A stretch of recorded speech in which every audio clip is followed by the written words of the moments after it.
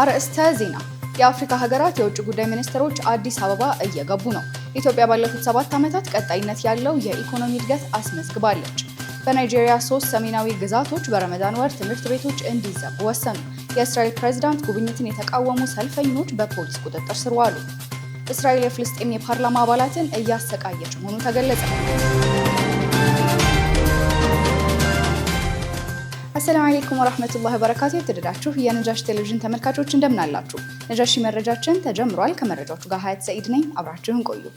የኢትዮጵያ አየር መንገድ $4.4 ቢሊዮን ገቢ ያገኘው አለ። የኢትዮጵያ አየር መንገድ የ6 ወራት የስራ አፈጻጸሙን አስመልክቶ ለጋዜጠኞች መግለጫ ሰጥቷል። በ2025-26 በጀት ዓመት የ6 ወራት የስራ አፈጻጸሙን አስመልክቶ በሰጠው ጋዜጣዊ መግለጫ በግማሽ ዓመት ብቻ $4.4 ቢሊዮን ማትረፉን አስታውቋል። ይህም የእቅዱን 2% ጭማሪ እንዳለው ነው የተገለጸው። የአየር መንገዱን የስራ አፈጻጸም አስመልክቶ ሪፖርት ያቀረቡት የአየር መንገዱ ስራ አስፈጻሚ መስፍን ጣሰው በ6 ወራት ውስጥ 3 አዳዲስ መዳረሻዎችን በመጨመር ዓለም አቀፍ መዳረሻዎችን ወደ 145 ከፍ ማለታቸውን አስታውቀዋል። የያቤሎ የአየር መንገድን መመረቁን ተከትሎ የሀገር ውስጥ መዳረሻዎቹን ወደ 23 ማሳደጉን አስታውቋል። በ6 ወራት ውስጥ ከ10 ሚሊዮን በላይ ደንበኞችን መጓጓዝ መቻሉን የተነገረ ሲሆን የእቅዱን 11% ጭማሪ አሳይቷል ተብሏል። 451 ሺህ ቶን የጭነት አገልግሎት መስጠቱን ሲገልጽ ከእቅዱ 4% ብልጫ አለውም ተብሏል። የመሰረተ ልማት ማስፋፊያ ስራዎች ከቦሌ አየር ማረፊያ አንስቶ በተለያዩ ከተሞች ባሉ ኤርፖርቶች እየተሰሩ ነው ተብሏል። በዚሁ ዓመት ጠቅላይ ሚኒስትር ዶክተር አብይ አህመድ በቢሾፍቱ የመሰረተ ድንጋይ መጣሉ አየር መንገዱን ካስመዘገባቸው አበይት ስኬቶች መካከል ነው ያሉት ዋና ስራ አስፈጻሚው አዲስ ዋና መስሪያ ቤት ማስገንባት መጀመራቸውንም ተናግረዋል። አየር መንገዱ መሰል ስኬቶችን ያስመዘገበው በበርካታ ተግዳሮቶች ውስጥ እያለፈ መሆኑን የኢትዮጵያ አየር መንገድ ግሩፕ ስራ አስፈጻሚ መስፍን ጣሰው ገልጸዋል። የአውሮፕላን እጥረት፣ የአየር ሁኔታና የአሜሪካ መንግስት አዲስ የቪዛ ፖሊሲዎችና እገዳዎች አየር መንገዱ ፈታኝ ከሆነበት ተግዳሮቶች መካከል ይጠቀሳሉ።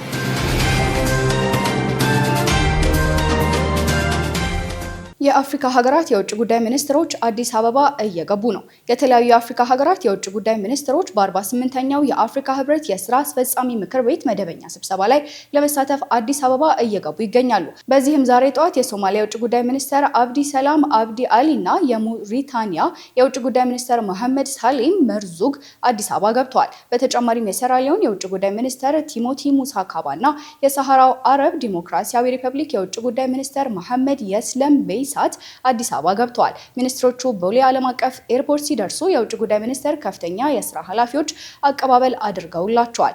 የሚኒስትሮች የስራ አስፈጻሚ ምክር ቤቱ በመደበኛ ስብሰባው ለ39ኛው የአፍሪካ ህብረት የመሪዎች ጉባኤ የሚቀርቡ አጀንዳዎችን እንደሚያጸድቅ ይጠበቃል።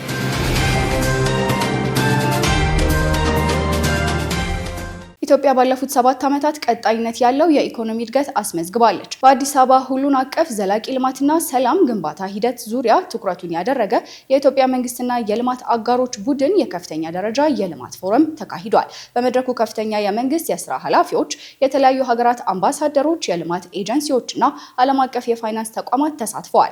የገንዘብ ሚኒስትሩ አቶ አህመድ ሺዴ በዚህ ወቅት ኢትዮጵያ የሪፎርም አጀንዳዎቿን ሙሉ በሙሉ ተግባራዊ በማድረግ ለአካታች ልማትና ለዘላቂ ሰላም በቁርጠኝነት እየሰራች ነው ብለዋል። ኢትዮጵያ ባለፉት 7 ዓመታት ቀጣይነት ያለው የኢኮኖሚ እድገት ማስመዝገቧን ጠቅሰው ይህ ስኬት በግብርና፣ በማኑፋክቸሪንግ፣ በዲጂታል ትራንስፎርሜሽን እና በአረንጓዴ ልማት ላይ በተደረጉ ስትራቴጂካዊ ኢንቨስትመንቶች የተገኘ መሆኑን አብራርተዋል። የፕላንና ልማት ሚኒስትሯ ፍጹም አሰፋ ሀገሪቱ ባለፈው ዓመት 9.2% እድገት ማስመዝገቧንና በዚህ ዓመት ደግሞ ይህ እድገት ወደ 10.2% ከፍ ይላል ተብሎ እንደሚጠበቅ ገልጸዋል። የሰላም ሚኒስትሩ አቶ መሐመድ እድሪስ ሀገራዊ ምክክሩ ለኢትዮጵያ ህልውና ወሳኝ መሆኑን በመግለጽ የሽግግር ፍትህ፣ የመልሶ ማቋቋምና የሲቪክ ተቋማትን ተሳትፎን የሚያሳድጉ የህግ ማሻሻያዎች እየተደረጉ መሆኑን ገልጸዋል።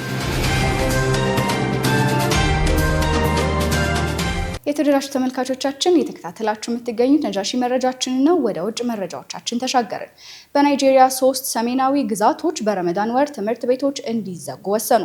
በናይጄሪያ የሚገኙ የካቲና፣ ኬቢና ባውቺ ግዛቶች በረመዳን ወር ሁሉም የመንግስትና የግል ትምህርት ቤቶች እንዲዘጉ መመሪያ ሰጥተዋል። ግዛቶቹ ትምህርት ቤቶቹ እንዲዘጉ የወሰኑት ተማሪዎች፣ መምህራንና ሌሎች የትምህርት ማህበረሰቦች የረመዳንን ጾም፣ ሰላትና ሌሎች መንፈሳዊ ተግባራትን በሙሉ ጊዜያቸው እንዲፈጽሙ መሆኑን ገልጸዋል። በኬቢ ግዛት መንግስት ባሻሻለው አዋጅ የዘመን መቁጠሪያ መሰረት የካቲት 28 የሚጠናቀቅ ቢሆንም መጪው የረመዳን ወር ስለሆነ ትምህርት ቤቶች ውስጥ ከሚፈታ ድረስ ዝግ ሆነው እንዲቆዩም ወስኗል። በካቲና ግዛት ደግሞ ሁሉም ትምህርት ቤቶች በተለይም የግል ትምህርት ቤቶች በረመዳን ወር እንዲዘጉ ትዕዛዝ ተሰጥቷል። የግዛቱ ቦርድ ጠቅላይ አዛዥ ዶክተር አሚኖ ኡስማን ትዕዛዙ መፈጸም እንዳለበት አስጠንቅቀው ህጉን በማያከብሩት ላይ እርምጃ እንደሚወሰድ ገልጸዋል። የባውቺ ግዛት ደግሞ የሀገሪቱ የትምህርት ሚኒስቴር ባስተላለፈው መመሪያ መሰረት ሁሉም ትምህርት ቤቶች ለ40 ቀናት እንዲዘጉ ተወስኗል ብለዋል። ግዛቶቹ ትምህርት ቤቶቹ እንዲዘጉ የወሰኑት ሙስሊም ተማሪዎች ረመዳንን ከቤተሰቦቻቸው ጋር እንዲያሳልፉ ለማስቻል መሆኑን ገልጸዋል።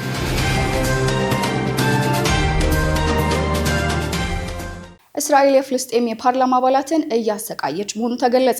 እስራኤል 10 የፍልስጤም የፓርላማ አባላትን በአስቸጋሪ ሁኔታ ውስጥ እያሰቃየች መሆኑን ሐማስ በመግለጫው አስታውቋል። የእስራኤል ባለስልጣናት 10 የፍልስጤም የህግ መወሰኛ ምክር ቤት አባላትን አስቸጋሪ ባለው ሁኔታ ውስጥ እንዲታሰሩና ስቃይም እየደረሰባቸው መሆኑን ሐማስ ባወጣው መግለጫ አስታውቋል። በእስር ላይ ከሚገኙት መካከል አንጋፋዎቹና ታዋቂዎቹ የፖለቲካ ሰዎች አህመድ ሰዓዳትና ማርዋን ባርጉቲ እንደሚገኙበት የሐማስ የእስረኞች ሚዲያ ቢሮ ገልጿል። እንደ አውሮፓውያኖቹ አቆጣጠር ከ2006 የፍልስጤም የህግ መወሰኛ ምክር ቤት ምርጫ በኋላ እስራኤል ከ65 በላይ የፓርላማ አባላትን በቁጥጥር ማዋላንና አንዳንዶቹን ደግሞ ከ10 ጊዜ በላይ ያለምንም ክስ እንደታሰሩ መግለጫው አስታውሷል።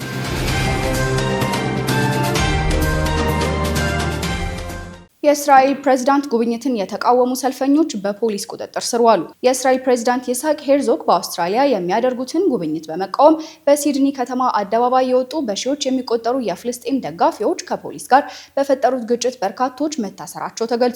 የኒው ሳውዝ ዌልስ ፖሊስ ሰልፈኞቹ ወደ ፓርላማ ህንፃ እንዳይጠጉ በፈጠረው አጥር ምክንያት ግጭት እንደተነሳና ፖሊስ ሰልፈኞቹን ለመበተን አስለቃሽ ጭስና የኃይል እርምጃ መጠቀሙን የዓይን እማኞች ዋቢ በማድረግ ሚድል ኢስት አይ ዘግቧል። በሌላ በኩል የአውስትራሊያ የሌበር ፓርቲ የፓርላማ አባል አንቶኒ ዲ አዳም የፖሊስ እርምጃ ከመጠን ያለፈ እንደነበር ቦታው ተገኝተው ያዩትን ተናግረዋል። ፖሊስ ያልተገባ ኃይል ተጠቅሟል መባሉን ተከትሎ ሀገሪቱ ለተጨማሪ ሰፊ ተቃውሞዎች እየተዘጋጀች ትገኛለችም ተብሏል። የፖለቲካ መሪዎችና የሲቪክ ማህበራት ረብሻው እንዲቆምና መረጋጋት እንዲሰፍን ጥሪ አቅርበዋል። ይህ በእንዲህ እንዳለ ዓለም አቀፍ ድርጅቶች ተቃውሟቸውን እየገለጹ ይገኛሉ። አምነስቲ ኢንተርናሽናል ፕሬዚዳንት ሄርዞግ በጋዛ ለሚፈጽመው የዘር ማጥፋት ወንጀል ተጠያቂ መሆናቸውን በመጥቀስ አውስትራሊያ በክብር መቀበሏ ፍትህን ያዳክማል ሲል ወቅሷል። ዲሞክራሲ ኢን ከለር የተባለው ድርጅት ደግሞ ፖሊስ የወሰደው እርምጃ የሰዎችን ዲሞክራሲያዊ መብት ለመጨፍለቅ የተደረገ የኃይል ማሳያ ነው ሲል ተቃውሟል። ጠቅላይ ሚኒስትር አንቶኒ አልባኒዝ በበኩላቸው በተፈጠረው ነገር ማዘናቸውን ገልጸው የአውስትራሊያውያን የውጭ ሀገር ግጭቶችን ወደ ሀገራቸው እንዲገቡ እንደማይፈልጉ በመግለጽ ሰላም እንዲሰፍን ተማጽነዋል። የሲድኒ የፍልስጤም ደጋፊ ቡድን ደጋፊዎቹ በድጋሚ እንዲሰባሰቡ ጥሪ አቅርቧል።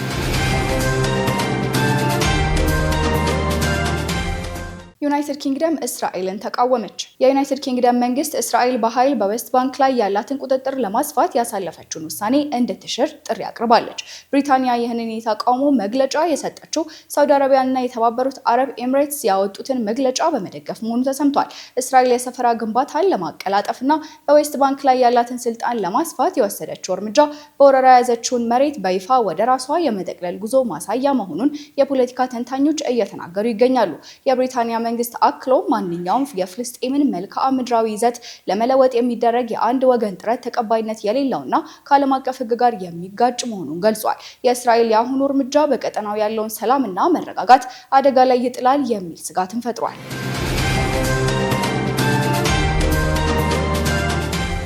የባንግላዴሽ መንግስት በረመዳን ወር የባንኮችን የስራ ሰዓት አሻሻለ። በባንግላዴሽ ብሔራዊ ባንክ በባንክ ሰራተኞች መግቢያና መውጫ ሰዓት ላይ ማሻሻያ አድርጓል። የባንግላዴሽ መንግስት በሚቀጥለው የረመዳን ወር በሀገሪቱ በሁሉም ባንኮች ወትሮ ከነበረው መደበኛ የስራ ሰዓት በተለየ ሁኔታ የረመዳን የባንኮች የስራ ሰዓት ከጠዋቱ 3:30 እስከ ቀኑ 8:30 እንዲሆን መወሰኑን አስታውቋል። በተጨማሪም ከቀኑ 7:15 እስከ 7:30 ሰራተኞች የዙህር ሰላት ስለሚሰግዱ የባንክ አገልግሎት እንደማይኖር ነው የገለጸው። መንግስት የባንኮችን የስራ ሰዓት ያሻሻለው በተቀደሰው የረመዳን ወር የባንክ ሰራተኞች በተረጋጋ መንፈስ እንዲጾሙና መንፈሳዊ የጸሎት ተግባራቸውን በነፃነት እንዲፈጽሙ ነው ብሏል። ብሔራዊ ባንክ በረመዳን ወር ተግባራዊ የሚያደርገው የስራ ሰዓት ማሻሻያ ከረመዳን በኋላ ወደ ቀድሞ አሰራር እንደሚመለስ ተገልጿል።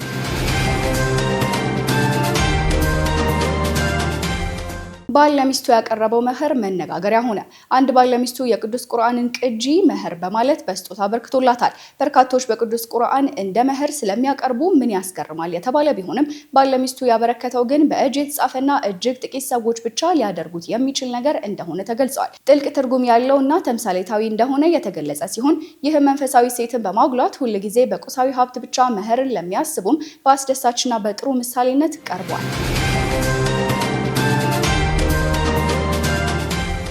በመጨረሻም ወደ ቢዝነስ መሰናዷችን እናመራለን። ሀያት ከማል ታቀርብልናለች። በዛሬው የቢዝነስ መሰናዷችን ኢትዮ ቴሌኮም ተግባራዊ መደረግ በጀመረው የመሰረተ ልማት መጋራት ላይ ማለትም ከሳፋሪኮም ጋር በሚያደርጓቸው የመሰረተ ልማት መጋራቶች ዋጋ ላይ ቅሬታውን አቅርቧል። በዚህ ዙሪያ በቢዝነስ መሰናዷችን የምንመለከተው ይሆናል። በኮሚኒኬሽን ባለስልጣን በቅርቡ ጸድቆ ተግባራዊ መደረግ የጀመረው የቴሌኮም መሰረተ ልማት መጋራት ዋጋ ላይ ኢትዮ ቴሌኮም ቅሬታ አቅርቧል። የኢትዮ ቴሌኮም የ2018 በጀት ዓመት የመጀመሪያው መንፈቅ የስራ አፈጻጸም ሪፖርት ጥር 21 ቀን 2018 ዓ.ም ያቀረቡት የኩባንያው ዋና ስራ አስፈጻሚ ወይዘሪት ፍሬህይወት ታምሩ በኮሚኒኬሽን ባለስልጣን ጸድቆ እንደ አውሮፓውያን አቆጣጠር ከጃንዋሪ 2026 ጀምሮ ተግባራዊ መደረግ የጀመረው የመሰረተ ልማት መጋራት የዋጋ ተመን ወጪውን ያላገናዘበ ነው ሲሉ ቅሬታቸውን አቅርበዋል። ከፍተኛ ኢኮኖሚያዊና ማህበራዊ እንቅስቃሴ ባለባቸው አካባቢዎች የታወሮች ኪራይ በወር 274423 ብር መሆኑ ተገልጿል። ሳፋሪኮም ኢትዮጵያ ከኢትዮጵያ ኮሚኒኬሽን ባለስልጣን እንደ አውሮፓውያን አቆጣጠር በ2021 ፍቃድ አግኝቶ ወደ ገበያው ከተቀላቀለ ጀምሮ ለሚያቀርባቸው አገልግሎቶች የሚሆኑ የሞባይል ጣቢያዎች 50% ከኢትዮ ቴሌኮም ጋር ተጋርቶ እያቀረበ እንደሚገኝ የገለጹት ዋና ስራ አስፈጻሚዋ ስምምነቱ ሲፈጸም ረጅም ጊዜ የወሰደ ውይይት መደረጉንም አስታውሰዋል። ኢትዮ ቴሌኮም የሚያከናውናቸው የመሰረተ ልማት መስፋፋት ስራዎች የውጭ ምንዛሬ የሚጠይቁ በመሆናቸው የመሰረተ ልማት መጋራት ክፍያውም የምንፈልገውም በውጭ ምንዛሬ ነው በሚል ውይይት አድርገን ነበር ብለዋል። ነገር ግን የዓለም ባንክ ባደረገው የገበያ ዳሰሳ ጥናት ጭምር ኢትዮ ቴሌኮም ክፍያውን በውጭ ምንዛሬ መጠየቁ ሳፋሪኮም ላይ ጫና መፍጠሩ እንደገለጸ ይህንንም ኩባንያው እንደማይቀበለውና ከኢትዮጵያ ኮሚኒኬሽን ባለስልጣን ጋር በርካታ ውይይቶች መደረጋቸውን ተናግረዋል። ሆኖም አዲስ በወጣው ዋጋ ኢትዮ ቴሌኮም መሰረተ ልማቱን ለማጋራት የሚቸገርበት መሆኑን ምክንያቱ ደግሞ በዋጋ ተመኑ የተወሰነው መጠነኛ ክፍያ ብቻ በውጭ ምንዛሬ በማድረግ ከፍተኛ ድርሻውን በኢትዮጵያ ብር እንዲያቀርብ በመወሰኑ መሆኑን አስረድተዋል። በተጨማሪም እንደ አውሮፓውያን አቆጣጠር በ2022 ሁለቱ የቴሌኮም ኦፕሬተሮች ስምምነት ሲያደርጉ ከነበረበት ዋጋ ያነሰ መሆኑን ይህም በፊት የነበረው የውጭ ምንዛሬ ዋጋ አሁን ያለበትን ያላገናዘበ ነው ሲሉ አብራርተዋል። ዝርዝሩ የዋጋ ተመን የያዘው ሰነድ ውስጥ ኢትዮ ቴሌኮም የሚያከራያቸው የታወር ወይም የኔትወርክ ማማና የኃይል አገልግሎት፣ የዳታ ሰርቨር ማዕከልና ዳታ ማስተላለፍ የሚችል የፋይበር ገመድ ወይም ኬብል ኪራይ ዋጋ በዶላርና በኢትዮጵያ ብር ተለይቶ ሰፍሯል። ከተዘረዘሩት ውስጥ የታወር የኔትወርክ ማማና የኃይል አገልግሎት ኪራይን በ3 የሳይት ክፍሎች በመለየት የተለያየ ዋጋ ተወስኖላቸዋል። የመጀመሪያውና ወሳኝ ሳይት ተብሎ የተለየው በአዲስ አበባ በክልል ከተሞች እንዲሁም ኢኮኖሚያዊና ማህበራዊ እንቅስቃሴያቸው ከፍተኛ በሆኑባቸው አካባቢዎች የሚገኙ ታወሮች ኪራይ ሲሆን ለዚህም በወር $720 እና 165271 ብር እንደሚከፍሉ ተመላክቷል። የውጭ ምንዛሬው በዕለቱ ተመን ሲታሰብና በኢትዮጵያ ብር የሚከፈለው መጠን ሲሰላ 274423 ብር ይሆናል። ሁለተኛው የሳይት ክፍል ትልልቅ ከተሞችና የኢኮኖሚ ተጽዕኖ ያለባቸው አካባቢዎች የሚገኙ ታወሮችን ሲከራዩም በወር $543 እና 154100 ብር የሚከፍሉ በገጠርና ከፍተኛ ርቀት ላይ የሚገኙ ጣቢያዎች ለተለዩበት ሶስተኛው የሳይት ክፍል ደግሞ $420 እና 150 ሺህ ብር በወር እንደሚከፍሉ በሰነዱ ተገልጿል። በኢትዮጵያ ብር የሚከፈለው የኪራይ ዋጋ የኢትዮጵያ ስታቲስቲክስ አገልግሎት በየዓመቱ በሚያወጣው የዋጋ ግሽበት መለኪያ መሰረት የሚስተካከል እንደሚሆን የውጭ ምንዛሬ የሚከፈለው መጠኑ ደግሞ ኮንትራቱ ከተፈረመበት ቀን ጀምሮ የሚቆጠር በየዓመቱ በ2 በመቶ ይጨምራልም ተብሏል። ይህ ሰነድ የያዛቸው የመሰረተ ልማት ማጋራት ዋጋ በኢትዮ ቴሌኮም በኩል ቅሬታ የፈጠረ ቢሆንም ከዚህ ቀደም የኮሚኒኬሽን ባለስልጣኑ ዋና ዳይሬክተር ኢንጂነር ባልቻ ሪባ ዋጋው የተወሰነው ከቴሌኮም ኦፕሬተሮች ባሰባሰበው መረጃ ወጪያቸውን መሰረት በማድረግ መሆኑን መግለጻቸው ይታወሳል። ባለስልጣኑ አዘጋጅቶ ለቴሌኮም ኦፕሬተሮች የላከው የመሰረተ ልማት መጋራት ዋጋ ከዚህ ቀደም በተለይም ከባለስልጣኑ ፍቃድ አግኝቶ አገልግሎት እየሰጠ ከሚገኘው የግል የቴሌኮም ኦፕሬተር ሳፋሪኮም ኢትዮጵያ ሲቀርቡ የነበሩ ቅሬታዎች ተገቢ መሆናቸው ታምኖበት መዘጋጀቱንም እንደገለጹ አይዘነጋም። የተደራጁ ተመልካቾቻችን ለሰዓት ያጠናቀርናቸው መረጃዎች የተከታተላችኋቸውን ይመስሉ ነበር። መረጃዎቹን ያደረስኳችሁ እኔ ሀያት ሰይድ ነበርኩኝ። ወሰላሙ አለይኩም ወራህመቱላሂ ወበረካቱ።